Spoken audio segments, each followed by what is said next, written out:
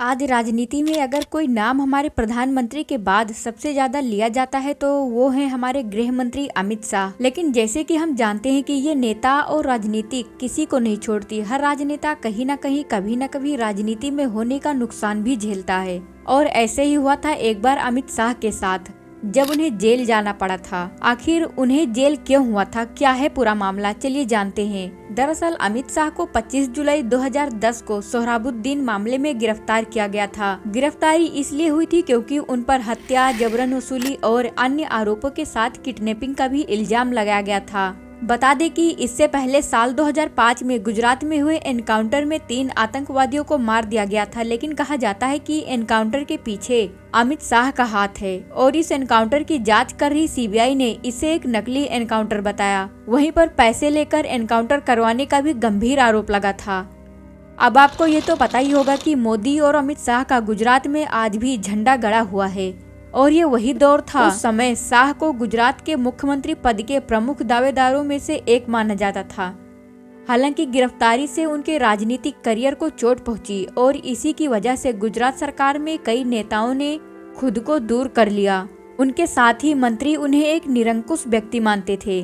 बता दें, इस गिरफ्तारी के बाद जब शाह जमानत के लिए आवेदन किया तो सीबीआई ने चिंता जताया कि वो अपने राजनीतिक शक्ति का इस्तेमाल न्याय को रोकने के लिए करेगी। हालांकि गुजरात हाईकोर्ट ने उनके गिरफ्तारी के 3 महीने बाद शुक्रवार 29 अक्टूबर 2010 को उन्हें जमानत दे दी। लेकिन जब अगले दिन आफ्ताब आलम ने उन्हें गुजरात में प्रवेश करने से रोकने के लिए उनके निवास पर एक याचिका ली, और इस तरह शाह को 2010 से 2012 तक जबरन राज्य से निर्वाचित कर दिया गया था।